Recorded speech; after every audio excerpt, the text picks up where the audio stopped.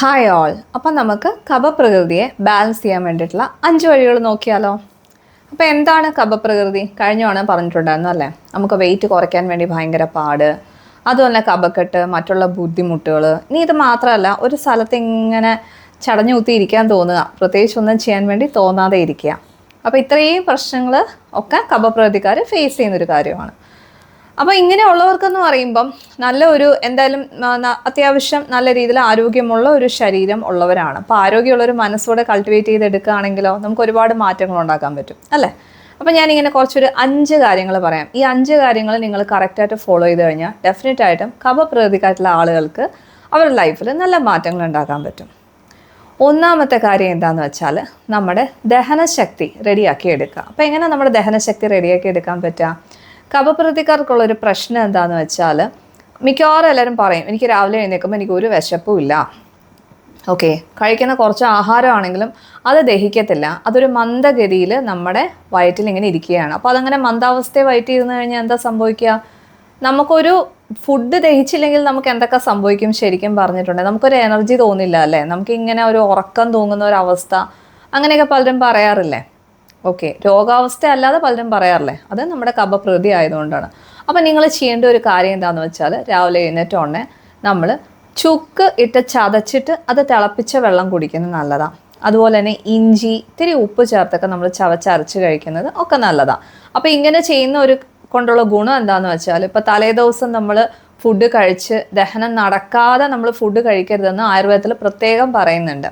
അപ്പോൾ ഇങ്ങനെ നമ്മൾ ചെയ്യുമ്പോൾ ഉള്ളൊരു ഗുണം എന്താണെന്ന് വെച്ചാൽ നമ്മുടെ ദഹനം നല്ല രീതിയിൽ തന്നെ നടക്കുന്നു. അപ്പോൾ ദഹനം നല്ല രീതിയിൽ നടക്കുമ്പോഴാണ് നമ്മുടെ ബോഡി മൂവ്മെൻ്റ് ഒക്കെ കൃത്യമായിട്ടിരിക്കുക അല്ലേ? അപ്പോൾ ഇത് മാത്രമൊന്നുമല്ല, നിങ്ങൾ ശരിക്കും ആഹാരത്തിൽ എല്ലാ ടൈപ്പ് സ്പൈസസും നമ്മൾ ഇൻക്ലൂഡ് ചെയ്യണം. അപ്പോൾ ഏതൊക്കെയാണ് സ്പൈസസ് ശരിക്കും പറഞ്ഞിട്ടുണ്ടെങ്കിൽ നമ്മുടെ ഗ്രാമ്പൂ, കറുവാപ്പട്ട, അങ്ങനത്തെ ഒരുപാട്, ഇപ്പം കുരുമുളക്, ഇങ്ങനത്തെ സാധനങ്ങളൊക്കെ നമ്മൾ ആഹാരത്തിൽ നല്ല രീതിയിൽ തന്നെ ഇൻക്ലൂഡ് ചെയ്യുക. കാര്യം ഇത് നല്ല രീതിയിൽ ഇൻക്ലൂഡ് ചെയ്തെങ്കിൽ മാത്രമേ നിങ്ങളുടെ കഫക്കെട്ടും മറ്റുള്ള പ്രശ്നങ്ങളും ഒക്കെ നല്ല രീതിയിൽ സോൾവ് ചെയ്യുള്ളൂ. ഇതിനിടെ ആസിഡിറ്റി അൾസറും ഒക്കെ ഉണ്ടെങ്കിൽ ദയവ് ചെയ്ത് നിങ്ങൾ ആയുർവേദ ഡോക്ടറെ ഹെൽപ്പ് എടുക്കുക. ഓക്കെ, ഞാൻ ഈ പറയുന്നത് അങ്ങനെ ഫോളോ ചെയ്യരുത്, ഈ ഒരു കാര്യം മാത്രം. ഓക്കെ, അപ്പോൾ ഇത് നമ്മൾ ശ്രദ്ധിക്കുക. അപ്പോൾ ഇങ്ങനെയൊക്കെ ചെയ്യുമ്പോഴാണ് നമ്മുടെ ദഹനം ഒന്ന് നന്നായിട്ടിരിക്കുക. ഇനി നല്ല വിശപ്പ് ഉള്ള സമയത്ത് വേണം നിങ്ങൾ ഫുഡ് കഴിക്കാനായിട്ട്. പ്രത്യേകിച്ച് നമ്മുടെ ഒരു നട്ടുച്ച സമയം 12 മണിക്കും 2 മണിക്കും ഇടയിലായിരിക്കണം തൽക്കാലം ഏതെങ്കിലും ഹെവി ആയിട്ടുള്ള ഫുഡ് കഴിക്കണം എന്ന് നിങ്ങൾക്ക് തോന്നുന്നെങ്കിൽ നിങ്ങൾ കഴിക്കേണ്ടത്. കാര്യം ഈ ഒരു സമയത്ത് നമുക്ക് ശരീരത്തിനകത്ത് പിത്തം നല്ല രീതിയിലുള്ളതുകൊണ്ട് ഒരു വിധത്തിലൊക്കെ ഇത് ഡൈജസ്റ്റ് ചെയ്ത് പോകാൻ വേണ്ടിയിട്ട് അത് ഹെൽപ്പ് ചെയ്യുന്നു. ഇവിടെയും ആഹാരത്തിൽ ശ്രദ്ധിക്കേണ്ട കാര്യം എന്താണെന്ന് വെച്ചാൽ നമ്മൾ ഒരു കാരണവശാലും നമ്മൾ പ്ലെയിൻ ആയിട്ടുള്ള സാലഡ്, പ്ലെയിൻ ആയിട്ടുള്ള ജ്യൂസസ് ഇങ്ങനെ പോകാൻ വേണ്ടി നിൽക്കരുത്. അപ്പോൾ അങ്ങനെ പോകുമ്പം അതും ദഹിക്കില്ല. പിന്നെ എന്താണ് നമ്മൾ കഴിക്കേണ്ടത്? ശരിക്കും പറഞ്ഞാൽ നമ്മൾ 75% ആഹാരത്തിൻ്റെ കഴിക്കണം. ഓക്കെ, അപ്പോൾ 75% മാത്രം വയറ് നിറയുന്ന രീതിയിൽ നമ്മളൊരു കുഞ്ഞു പ്ലേറ്റിൽ കുറച്ച് ആഹാരം മാത്രം നമ്മൾ എടുക്കുക. അത് തന്നെ ആയാലും നമ്മൾ വേവിച്ച ഭക്ഷണം വേണം. നമ്മൾ നല്ല വേവിച്ച ആഹാരങ്ങൾ, സൂപ്പ്, ഇങ്ങനത്തെ ഒക്കെ ആഹാരം ഇൻക്ലൂഡ് ചെയ്യുമ്പോഴത്തേക്കും അത് നല്ല രീതിയിൽ ദഹിക്കുന്നു. അത് നമുക്ക് നല്ല രീതിയിൽ നമുക്ക് എനർജിയും കാര്യങ്ങളും ഒക്കെ തരാൻ വേണ്ടിയിട്ട് നല്ല രീതിയിൽ ഹെൽപ്പ് ചെയ്യുന്നുണ്ട്. അപ്പോൾ ഈ രീതിയിലുള്ളൊരു ആഹാര രീതി വേണം നിങ്ങൾ സ്വീകരിക്കാനായിട്ട്. ഇനി രാത്രി വളരെ വൈകി ഫുഡ് കഴിക്കരുത്. സ്വിഗ്ഗി, സൊമാറ്റോ ഒക്കെ എല്ലാവരുടെയും മൊബൈലിലുണ്ട്. പക്ഷേ പ്രശ്നം എന്താണെന്നറിയോ? നട്ടാപ്പതരയ്ക്ക് ആഹാരം കഴിച്ചിട്ടുണ്ടെങ്കിൽ നിങ്ങളുടെ വണ്ണം കുറയാൻ പോകുന്നില്ല. പിന്നെ വണ്ണം കുറയാൻ വേണ്ടി നിങ്ങൾ തന്നെ ഒരുപാട് കഷ്ടപ്പെടും. അതുകൊണ്ട് 6 മണിക്ക് മുന്നേ എങ്കിലും നിങ്ങൾ ഭക്ഷണം കഴിച്ച് നിങ്ങൾ നിർത്തുക എന്ന വളരെ അത്യാവശ്യമാണ്. അത് മാത്രമല്ല, നേരത്തെ കിടക്കുക. ഓക്കെ, അപ്പോൾ ഈ ഒരു കാര്യം കൂടെ നിങ്ങൾ നന്നായിട്ട് ശ്രദ്ധിക്കുക. അപ്പോൾ ആദ്യം നമ്മൾ ദഹന വ്യവസ്ഥേനെ പറ്റി നമ്മൾ നല്ല രീതിയിൽ തന്നെ നോക്കി. ഇനി രണ്ടാമത് നമ്മൾ നോക്കേണ്ട ഒരു കാര്യം എന്താണെന്ന് വെച്ചാൽ നമ്മൾ ഇരിക്കുന്ന നമ്മുടെ പരിതസ്ഥിതി, എൻവയോൺമെൻറ്റ്, ഇതൊക്കെ ഒന്ന് നല്ല രീതിയിൽ തന്നെ നമ്മൾ ശ്രദ്ധിക്കുക. അപ്പോൾ നമ്മൾ ഇരിക്കുന്ന ഒരു റൂമിൽ ഭയങ്കര ഇരുട്ടും കാര്യങ്ങളൊക്കെ ആണ് എങ്കിൽ ആ റൂമിൻ്റെ കേർട്ടൻ ഒന്ന് മാറ്റുന്നത് വളരെ നല്ലതായിരിക്കും. ഓക്കെ, അപ്പോൾ ആ റൂമിൻ്റെ കേർട്ടൻ കുറച്ചൊരു ബ്രൈറ്റ് ആയിട്ടുള്ള കളേഴ്സ്, യെല്ലോ, ഓറഞ്ച്, അങ്ങനത്തെ കാര്യങ്ങൾ, അതായത് ഇതൊക്കെ കണ്ണിന് മാത്രമല്ല നമ്മുടെ ശരീരത്തിന് നല്ല രീതിയിൽ തന്നെ സ്റ്റിമുലേഷൻ തരുന്നുണ്ട്. ഇനി പിന്നെ നമ്മൾ ചെയ്യേണ്ട ഒരു കാര്യം, മൂന്നാമത് നമ്മൾ ചെയ്യേണ്ട ഒരു കാര്യം എന്താണെന്ന് വെച്ചാൽ നമ്മൾ എക്സസൈസിന് കുറേ കൂടെ പ്രാധാന്യം കൊടുക്കുക.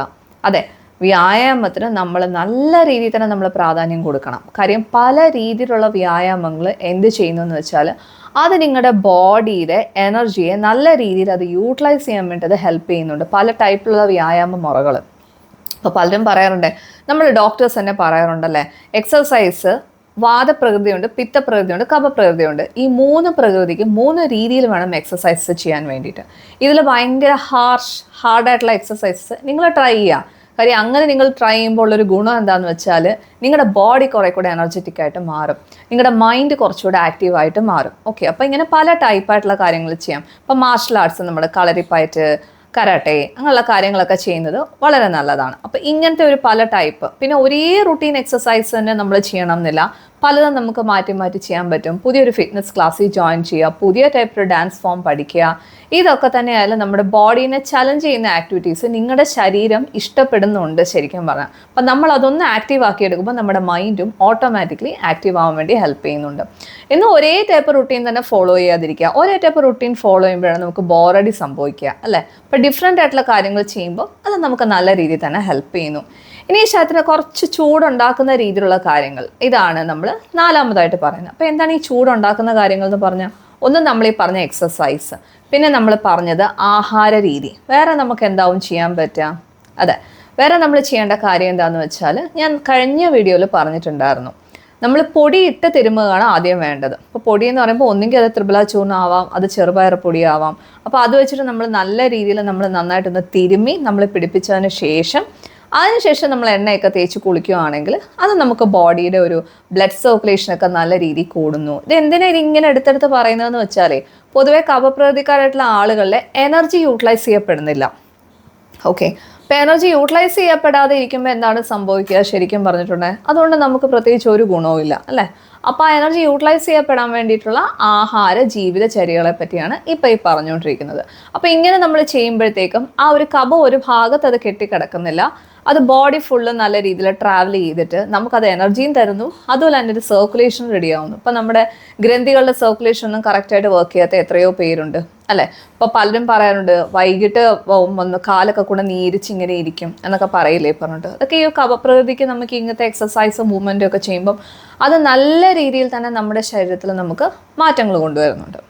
ഇനി നമ്മുടെ മൈൻഡിനെ എങ്ങനെ നമുക്ക് കുറച്ചുകൂടെ അലേർട്ടാക്കി എടുക്കാൻ വേണ്ടി പറ്റും, അതാണ് നമ്മൾ നോക്കേണ്ടത്. അതെ, മോട്ടിവേഷൻ വീഡിയോസ് മാത്രം കേൾക്കുന്നത് കൊണ്ട് നമ്മുടെ മൈൻഡ് റെഡി ആവുമോ? ഒരിക്കലും ഇല്ല അല്ലേ. ഇപ്പോൾ മോട്ടിവേഷൻ വീഡിയോസ് മാത്രമല്ല നമ്മൾ ഫോളോ ചെയ്യേണ്ടത്, നമ്മൾ മൈൻഡിനും ചലഞ്ചിങ് ആയിട്ടുള്ള പുതിയ പുതിയ കാര്യങ്ങൾ കൊടുക്കുക. എന്താണ് മൈൻഡിന് ചലഞ്ചിങ് ആയിട്ടുള്ള പുതിയ പുതിയ കാര്യങ്ങൾ നമുക്ക് കൊടുക്കാൻ പറ്റുന്നത്? പുതിയൊരു ഭാഷ പഠിക്കുക, പുതിയൊരു സ്കില്ല് പഠിക്കുക അല്ലേ. അതുപോലെ തന്നെ ആയാലും നമ്മളൊരു ഒരു കമ്മ്യൂണിറ്റി അല്ലെങ്കിൽ ഒരു ഗ്രൂപ്പിൽ, നമ്മൾ സൊസൈറ്റിയിൽ നമ്മൾ ആക്റ്റീവായിട്ട് നമ്മൾ ഇൻവോൾവ് ആവുക. ഒരുപാട് കാര്യങ്ങൾ നമ്മളെ കൊണ്ട് ചെയ്യാൻ വേണ്ടി പറ്റും. അപ്പോൾ ഇങ്ങനെയൊക്കെ നമ്മൾ ചെയ്യുമ്പോഴത്തേക്കും നമ്മൾ തന്നെ ഒരുപാട് കാര്യങ്ങൾ ചെയ്ത് കഴിയുമ്പോൾ അത് നല്ല രീതിയിൽ വരുമ്പോൾ നമുക്ക് തന്നെ ഒരു മോട്ടിവേഷൻ വരത്തില്ലേ. അതെ, അപ്പോൾ നമ്മുടെ മൈൻഡ് എനർജിയെ നല്ല രീതിയിൽ തന്നെ കൂട്ടാൻ വേണ്ടിയിട്ട് അത് നല്ല രീതിയിൽ തന്നെ അത് ഹെൽപ്പ് ചെയ്യുന്നുണ്ട്. അപ്പം ഇങ്ങനെയുള്ള കാര്യങ്ങൾക്ക് നമ്മൾ നല്ല രീതിയിൽ തന്നെ നമ്മൾ പ്രാധാന്യം കൊടുക്കണം. അപ്പം നമ്മൾ വ്യായാമത്തെ പറ്റി പറഞ്ഞു, നമ്മുടെ ആഹാര രീതിയെ പറ്റി പറഞ്ഞു, നമ്മുടെ മൈൻഡിനെ പറ്റി പറഞ്ഞിട്ടുണ്ട്. ഇനി നമ്മൾ നോക്കേണ്ട പ്രധാനമായിട്ടുള്ളൊരു കാര്യം എന്താണെന്ന് വെച്ചാൽ, ആഹാരം. ഇപ്പോഴും പറയുന്നു, ആഹാരം ബോറടിക്കുമ്പോൾ കഴിക്കേണ്ടത് സാധനമല്ല. സ്വിഗ്ഗിയും സൊമാറ്റോ ഒക്കെ എല്ലാവരുടെയും മൊബൈലുണ്ട്. പക്ഷെ പ്രശ്നമുള്ളത് എന്താണെന്ന് വെച്ചാൽ, നമ്മൾ നല്ല വിശന്നിട്ട് മാത്രം നമ്മൾ ആഹാരം കഴിക്കുക. ഇപ്പോൾ ഇൻ്റർമീഡിയറ്റ് ഫാസ്റ്റിംഗ് ഒരുപാട് പേര് ഫോളോ ചെയ്യുന്നുണ്ടല്ലേ. ശരിക്കും പറഞ്ഞാൽ വാതപ്രകൃതിക്കാർ ഫോളോ ചെയ്യാൻ പാടില്ല, പിത്തപ്രകൃതിക്കാർ ഫോളോ ചെയ്യാൻ പാടില്ല. അതേസമയം കഫപ്രകൃതിക്കാരായിട്ടുള്ളതും വിശപ്പ് കുറഞ്ഞതുമായിട്ടുള്ള ആളുകൾക്ക് എന്ത് ചെയ്യാൻ പറ്റും? ധൈര്യമായിട്ട് ഇൻ്റർമീഡിയറ്റ് ഫാസ്റ്റിംഗ് ഫോളോ ചെയ്യാൻ വേണ്ടി പറ്റും. അങ്ങനെ നിങ്ങൾ ഇൻ്റർമീഡിയറ്റ് ഫാസ്റ്റിംഗ് ഫോളോ ചെയ്യുമ്പോഴത്തേക്ക് എന്താണ് സംഭവിക്കുക? ബോഡിക്ക് നല്ല ഒരു ലൈറ്റ്നെസ് ഫീൽ ചെയ്യുന്നുണ്ട് അല്ലേ. അപ്പോൾ ഈ ലൈറ്റ്നെസ് ഫീൽ ചെയ്യുമ്പോഴാണ് അത് നമുക്ക് ആരോഗ്യത്തെയും സന്തോഷത്തെയും ഒക്കെ തരിക. അപ്പോൾ നമ്മൾ മൈൻഡിനെ ചലഞ്ച് ചെയ്യുന്ന കാര്യങ്ങൾ പറഞ്ഞു. പിന്നെ നമ്മൾ മെഡിറ്റേഷൻ ചെയ്യണം. അതുപോലെ തന്നെ നമ്മളൊരു പ്രാണായാമം ഒക്കെ കാര്യങ്ങളൊക്കെ ചെയ്യുന്നത്, നമ്മുടെ ഒരു റൈറ്റ് നോസ്ട്രിൽ കൊണ്ട് നമ്മൾ ബ്രീത്ത് ചെയ്യുന്നത് നല്ലതാണ്. ഭസ്ത്രിക പ്രാണായാമം, ഇതൊക്കെ തന്നെയായാലും നമുക്ക് നല്ല രീതിയിലുള്ള ഉറക്കവും ചെറിയ രീതിയിലൊരു മെഡിറ്റേഷൻ മാത്രമല്ല, പോസിറ്റീവ് ആയിട്ടുള്ള കാര്യങ്ങൾ നമ്മൾ വിഷ്വലൈസും ചെയ്യണം. അത് വളരെ അത്യാവശ്യമാണ്. ഇപ്പോൾ ഒരുപാട് രോഗികൾ പറയാറുണ്ട്, ഞാൻ മെഡിറ്റേഷൻ ചെയ്യാറുണ്ടല്ലോ, എന്നിട്ട് എൻ്റെ ലൈഫിൽ മാറ്റമില്ലല്ലോ. അങ്ങനെ വെറുതെ ഇരിക്കുക എന്നുള്ളത് മാത്രമല്ല, വെറുതെ ഇരിക്കാൻ നിങ്ങൾക്ക് പറ്റുന്നെങ്കിൽ അത് വളരെ നല്ല കാര്യമാണ്. കാര്യം അങ്ങനെ നമ്മളൊരു കുറച്ച് നേരം ഒരു 10 നിമിഷം നമ്മളിൽ തന്നെ ഫോക്കസ് ചെയ്ത് നമ്മൾ ഇരിക്കുമ്പോഴാണ് ശരിക്കും പറഞ്ഞിട്ടുണ്ടെങ്കിൽ നമുക്ക് ലൈഫിനെ പറ്റി ഒരു ക്ലാരിറ്റി കിട്ടുക.